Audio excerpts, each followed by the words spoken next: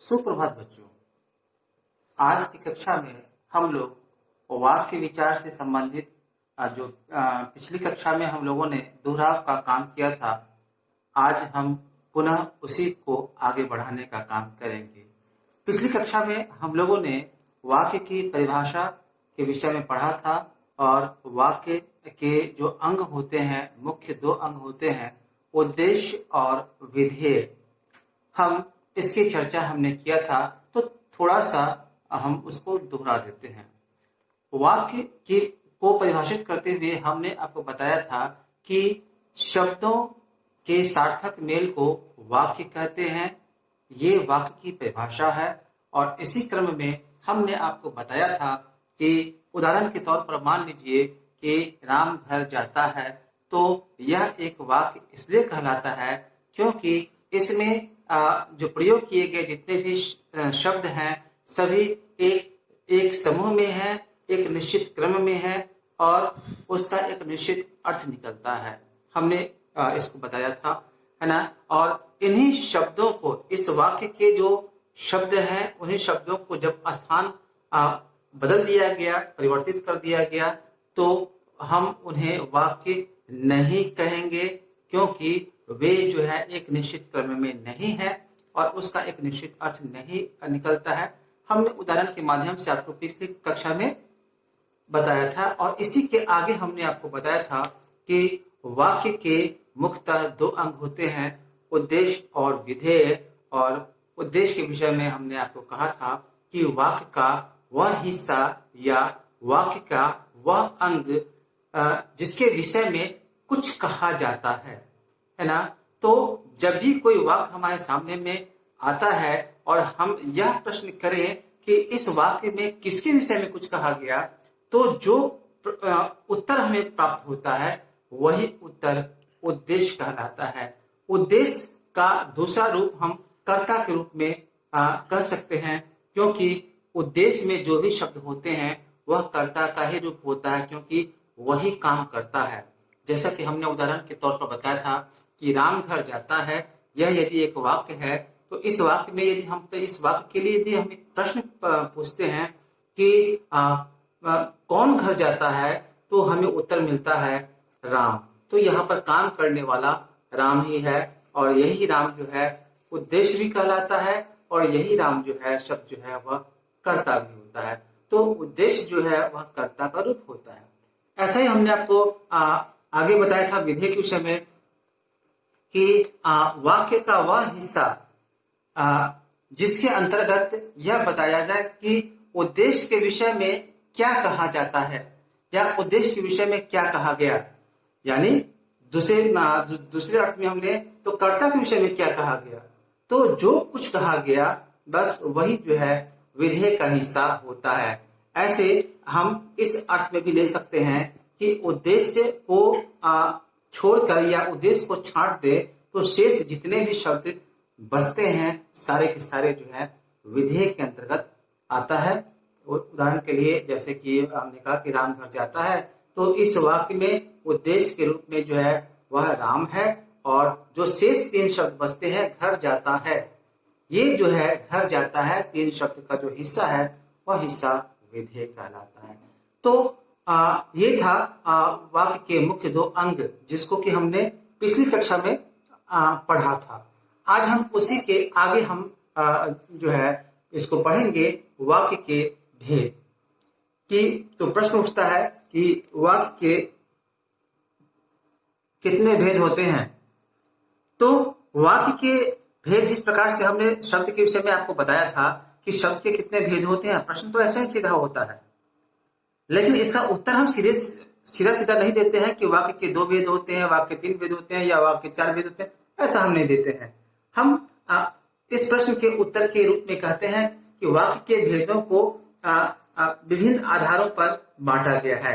उसी प्रकार से ये हम शब्द के विषय में हम ऐसा कहते हैं कि शब्द के भेदों को विभिन्न आकार में ये विभिन्न आधारों पर बांटा गया है। उसी प्रकार से हम वाक्य के विषय में भी कहते हैं कि वाक्य के भेदों को मुख्यतः दो आधारों पर बांटा गया है।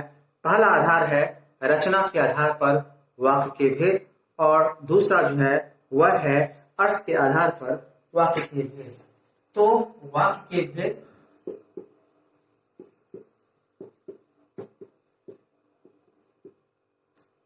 वाक्य के भेदों को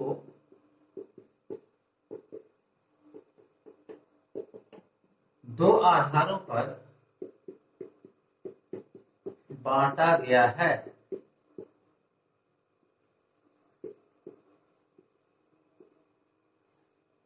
नंबर 1,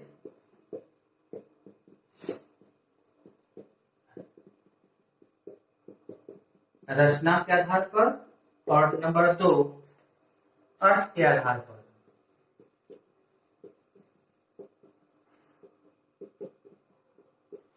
यानी वाक्य के भेदों को दो आधारों पर बांटा गया है। नंबर 1 में है रचना के आधार पर वाक्य के भेद, दूसरा है अर्थ के आधार पर वाक्य के भेद। तो सबसे पहले हम लोग रचना के आधार पर वाक्य के भेद, उसका हम दोहराव करेंगे।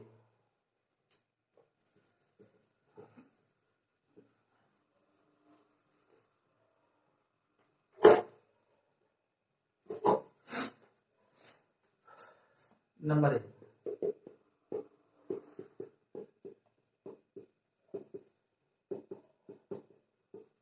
रचना के आधार पर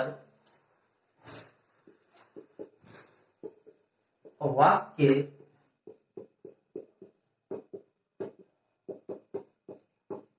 तीन भेद होते हैं। नंबर 1, सरल वाक्य। नंबर 2, संयुक्त वाक्य। नंबर 3, मिश्रित वाक्य। यानी रचना के आधार पर वाक्य के तीन भेद होते हैं।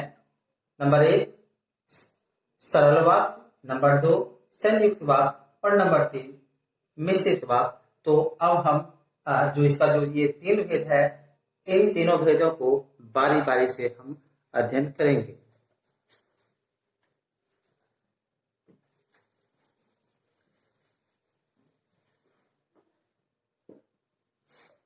पहला है सरल वाक्य।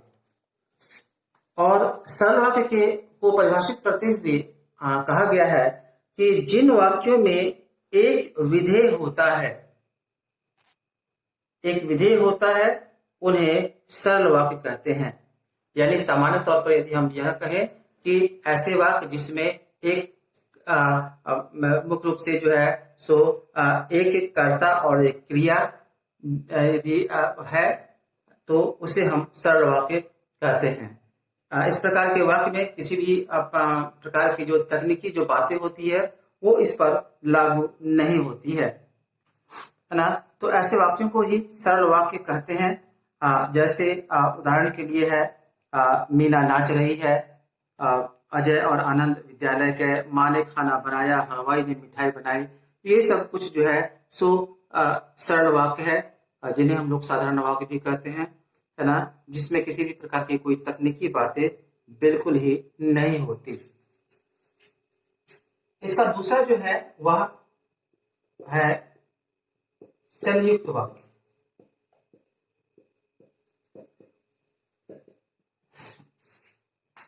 संयुक्त वाक्य को परिभाषित करते हुए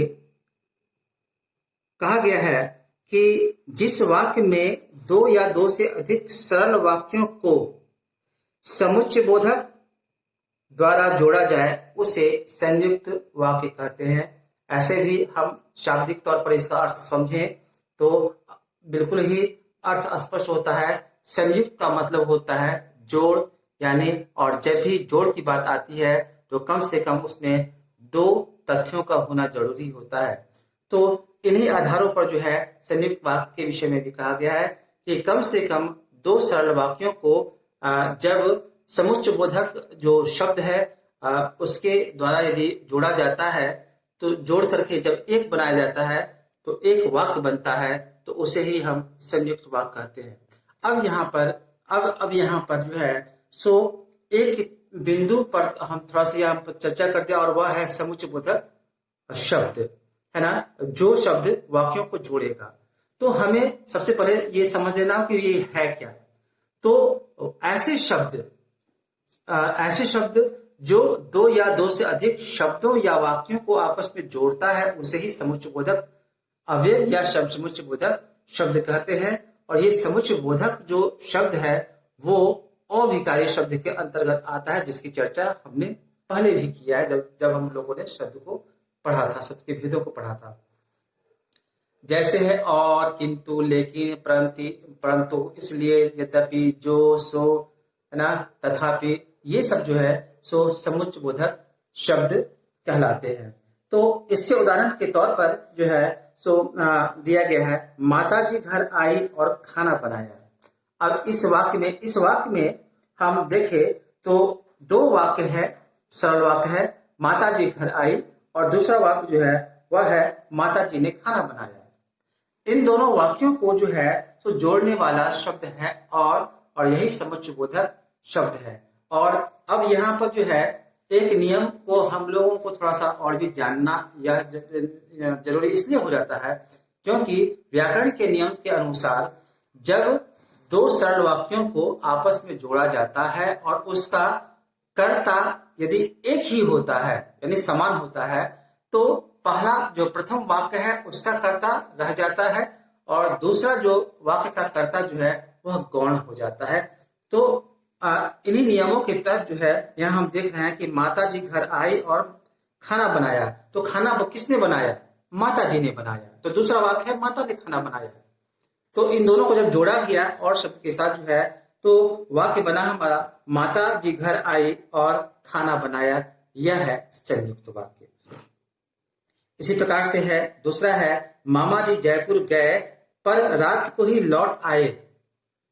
तो इसमें भी दो सरल वाक्य है कि मामा जी जयपुर गए और दूसरा वाक्य है गए और दूसरा वाक्य है रात को ही लौट आए। तो रात को लौट आए कौन आए? कौन लौट आए? मामा जी लौट आए। तो दूसरा वाक्य है मामा जी रात को ही लौट आए।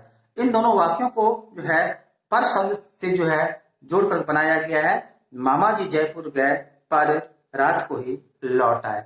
तो इस प्रकार के जो वाक्य होते हैं ऐसे वाक्यों को सरल वाक्य, ये संयुक्त वाक्य कहा जाता है। और अब जो है सो आज के जो कक्षा में जो है सो इन्हीं शब्दों के साथ या इन्हीं वाक्यों के साथ जो है कक्षा को जो है समाप्त करते हैं। और अब अगली कक्षा में जो है इसका तीसरा जो भेद जो है वह है मिश्रित वाक्य। वहां से फिर हम शुरू करके आगे बढ़ेंगे। तब तक आपको इसको जो है सो ये करें। धन्यवाद।